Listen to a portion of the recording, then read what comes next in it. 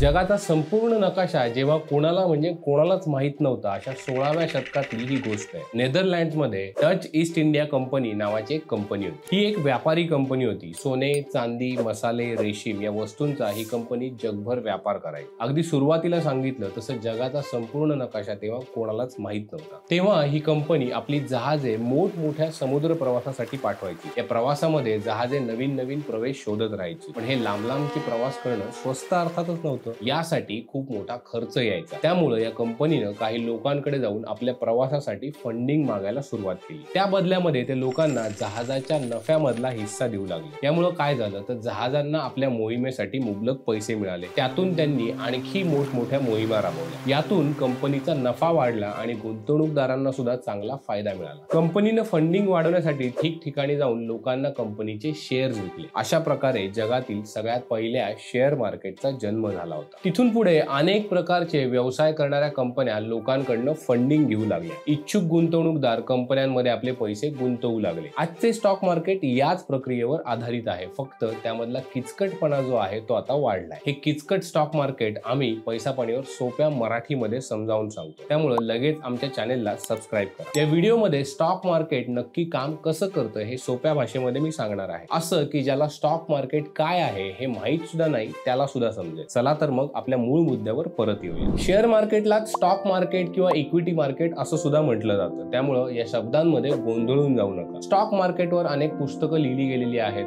अनेक लोकांचे यामध्ये करिअर सुद्धा होत आहे। स्टॉक मार्केट संबंधी स्वतंत्र न्यूज चॅनेल सुद्धा आहेत। समजा XYZ नावाची एक टू व्हीलर कंपनी आहे। या कंपनीला आपली नवीन टू व्हीलर आता लॉन्च करायची आहे, तर त्यासाठी कंपनीला मार्केटमध्ये रिसर्च करायला लागेल, मॅन्युफॅक्चरिंग साठी प्लांट सुरू करायला लागेल, काम वाढल्यामुळे आणखी एम्प्लॉईज सुद्धा लागतील आणि या सगळ्यासाठी कंपनीला कशाची गरज पडेल तर पैशाची। अशा वेळी कंपनी कर्ज घेऊ शकते, परंतु त्या कर्जावर त्यांना व्याज द्यायला लागतं। म्हणून कंपनी इनिशियल पब्लिक ऑफरिंग अर्थातच IPO इश्यू करते। IPO मध्ये कंपनी आपली जाहिरात करते, जेणेकरून गुंतवणूकदार त्या कंपनीचे शेअर्स विकत घेतील। ज्या लोकांना कंपनीच्या बिझनेस मध्ये इंटरेस्ट आहे ते IPO मध्ये शेअर्स खरेदी करतात। त्यातून कंपनीला आपला बिझनेस वाढवण्यासाठी फंड्स मिळतात। IPO नंतर कंपनी स्टॉक मार्केटवर लिस्ट होते। थोडक्यात ज्या लोकांना तो IPO अलॉट झालेला आहे ते त्या कंपनीचे काही प्रमाणामध्ये मालक होतात। आता कोणताही गुंतवणूकदार त्या कंपनीच्या शेअर्सची खरेदी किंवा विक्री करू शकतो। शेअर्सची किंमत कमी जास्त का होते? हा सगळा डिमांड सप्लायचा खेळ असतो। कंपनी जर चांगला नफा कमावत असेल तर गुंतवणूकदारांमध्ये त्यांच्या शेअर्सची मागणी वाढत जाते। आणखी गुंतवणूकदार त्या कंपनीमध्ये भागीदार बनू इच्छितात, ते कंपनीचे शेअर्स बाय करतात।